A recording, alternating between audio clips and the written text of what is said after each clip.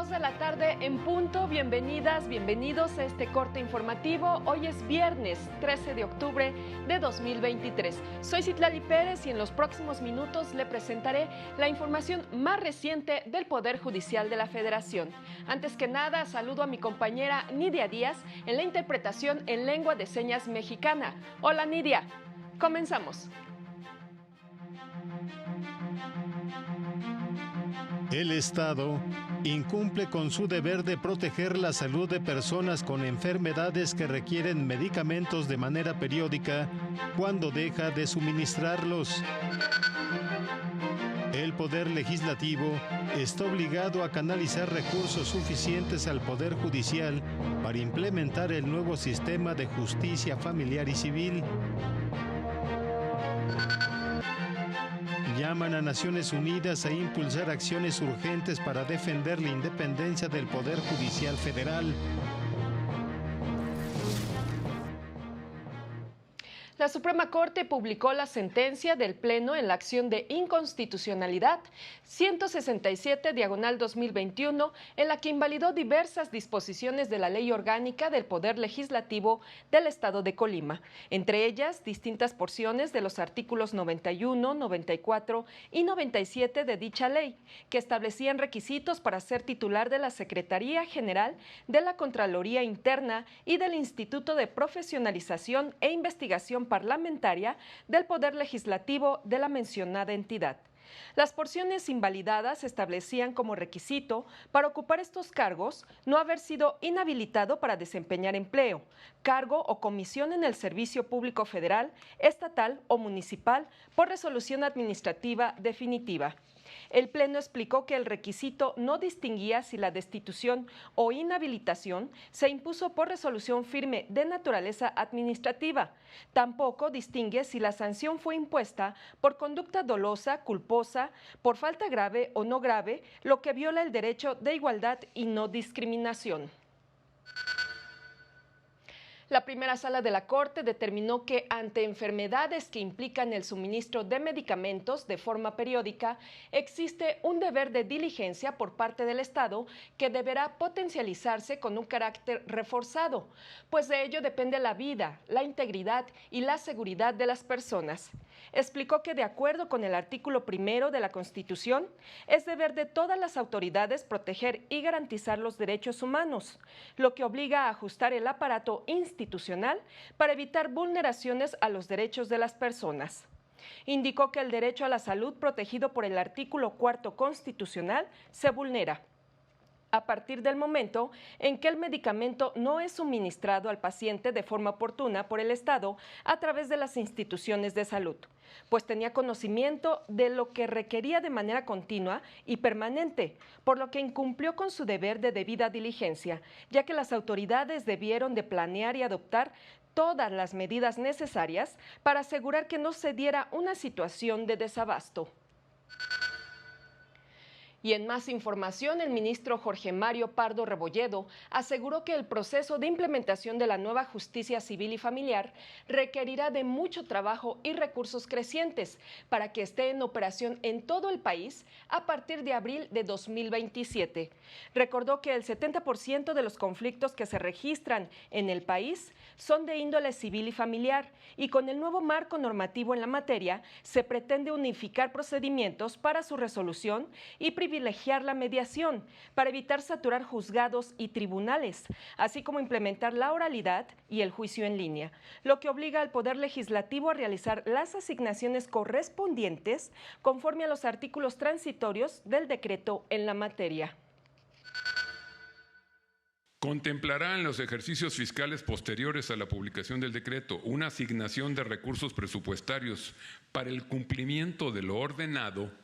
Para nadie creo que es reconocido que a nivel federal el incremento solicitado en el presupuesto del Poder Judicial de la Federación es mínimo, pues solo representa un incremento real del 4% en relación con el año anterior. Sin embargo, siempre existe la posibilidad de que en el siguiente ejercicio fiscal no solo no se aumente el presupuesto asignado, sino que incluso exista hasta una reducción. El ministro indicó que la nueva legislación prevé distintos tipos de juicios orales, reconoce plena capacidad jurídica a las personas con discapacidad y el problema de la desaparición forzada de personas, entre otros temas.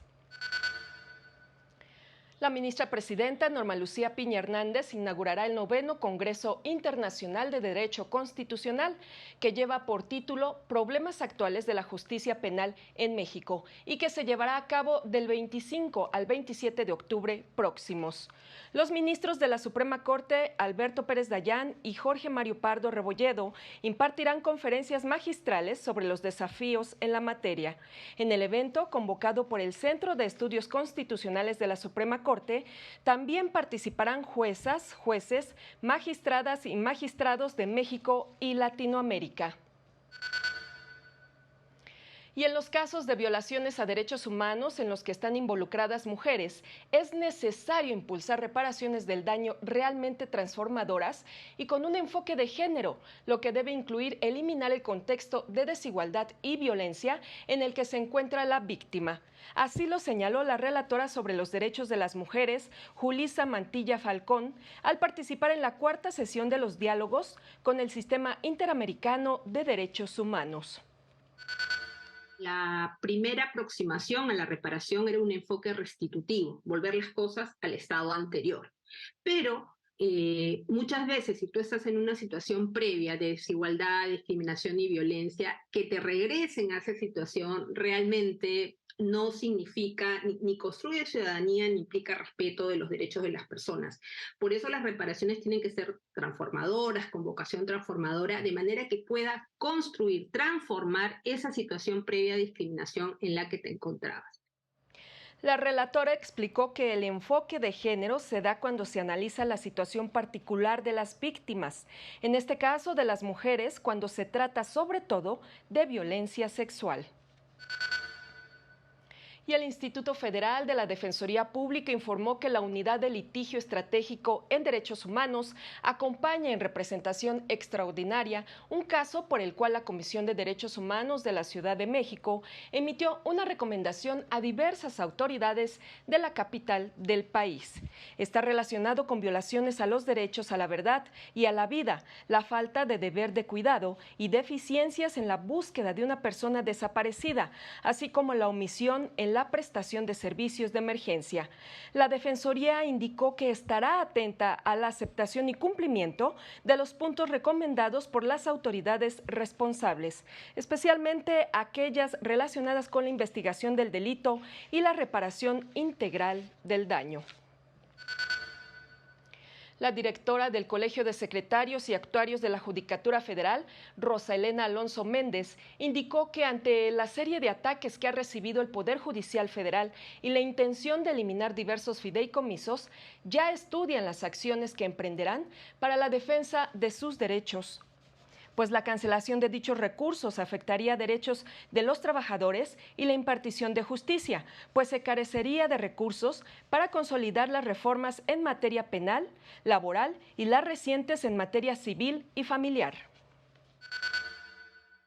Y ya nos encontramos analizando y evaluando qué medidas resultan pertinentes y suficientes para hacer frente a tales ataques.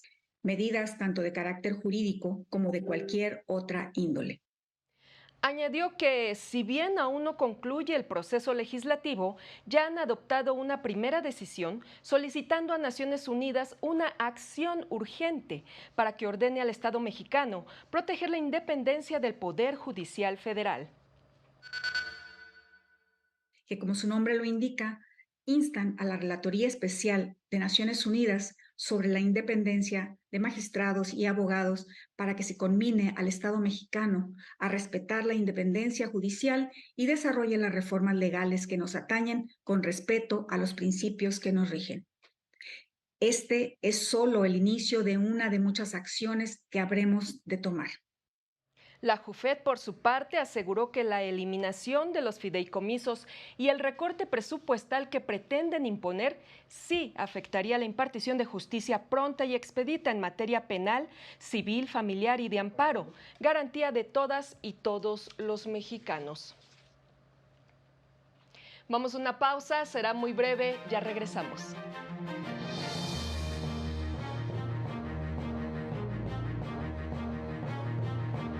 Al regresar, la sala especializada determinó que Xóchitl Gálvez vulneró el interés superior de la infancia.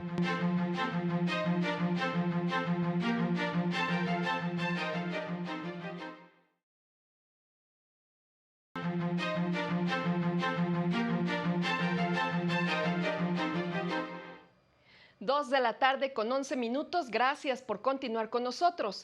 El Pleno Regional en materia de trabajo de la región Centro-Norte con residencia en Monterrey, Nuevo León, determinó que la Constitución y el reglamento en la materia no exceptúa de la competencia federal a aquellas empresas textiles que elaboran sus productos a partir de materia de segunda mano, conocidas como recicladas o regeneradas, pues de acuerdo con el artículo 123, apartado A, fracción 21ª, inciso A, y el 527, fracción primera, punto 1 de la Ley Federal de Trabajo, revelan que el constituyente fue genérico al establecer como uno de los supuestos de la competencia federal a la rama de la industria textil, sin que se aprecie que tuviera la intención de limitar esa actividad al uso de materias primas naturales.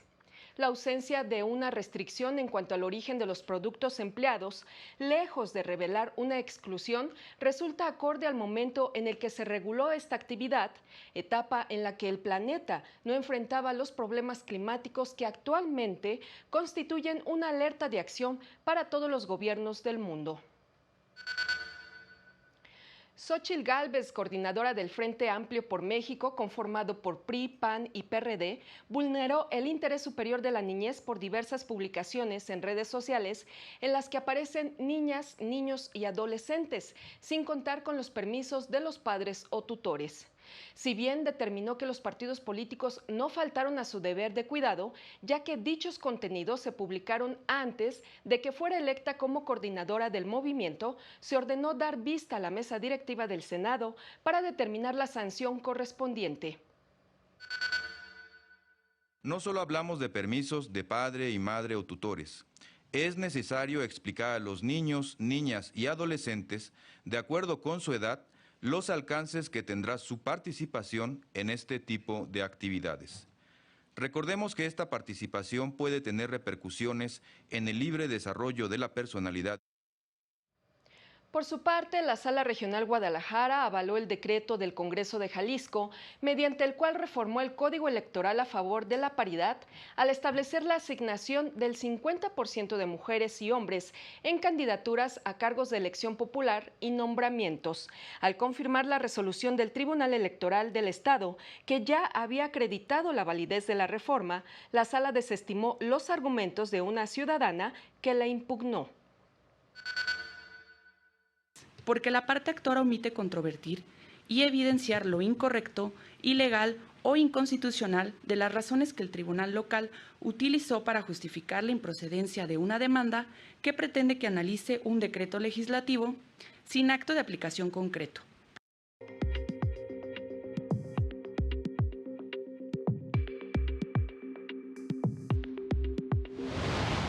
En Querétaro, se puso en marcha la segunda etapa de los juzgados penales especializados en violencia contra la mujer.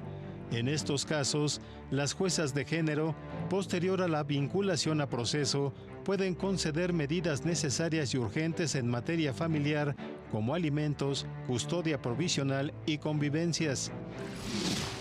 El Poder Judicial de Durango, en coordinación con diversas instituciones, llevará a cabo la cuarta jornada de orientación ciudadana para brindar asesoría en materia familiar, mercantil, penal y civil, en rubros como embargos, violencia familiar y divorcios sin causa.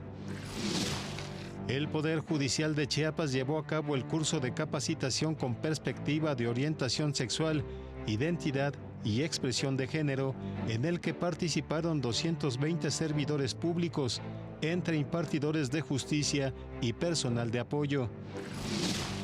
El Poder Judicial de Oaxaca ofrece servicios de mediación en línea que permite solucionar conflictos en materia civil y mercantil. Los interesados solo requieren ingresar a solicitud de mediación en línea y llenar el formulario correspondiente.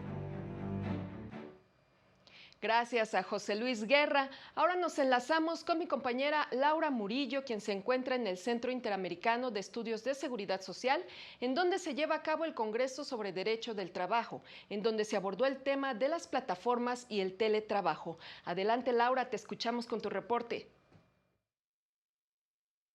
Muy buenas tardes, te informo que como parte de los trabajos del cuarto congreso del Instituto Latinoamericano del Derecho de Trabajo y de la Seguridad Social, expertos dialogaron sobre plataformas y teletrabajo. La especialista Sara Morgan habló sobre la NOM 037 como una norma rígida y su relación con el teletrabajo, en el que considera el coworking, home office y a los nómadas digitales en el tipo de trabajo llamado business pleasures. Escuchemos. Y lo primero que pensé cuando salió la norma oficial mexicana, la 037, es que es sumamente rígida, no va a funcionar. Y les quiero explicar por qué. En principio, no toma en cuenta las 3 maneras de hacer teletrabajo. En conferencia también hablaron sobre la importancia de poner en el centro de las reglas en torno a las relaciones laborales al ser humano, sobre todo en las relaciones en las que se impone la subordinación, y la garantía que deberían asegurarse para aquellas personas que desempeñan trabajo en plataformas, las cuales imponen sus condiciones a los trabajadores. Es la información que tenemos al momento. Gracias, Laura, por este reporte. Pues ahí está la información. Así concluimos esta emisión. Soy Citlali Pérez. Lo invito a mantenerse en la señal del canal del Poder Judicial de la Federación y a seguir a las 19:30 horas nuestro avance informativo y a las 8:30 de la noche el noticiero nocturno con Lorena Sánchez. Este sábado siga Semanario Judicial, resumen semanal de noticias del Poder Judicial de la Federación, y a las 18:30 horas y su repetición el domingo a las 10:30 de la mañana. Gracias por su atención, que tenga un excelente fin de semana. Hasta pronto.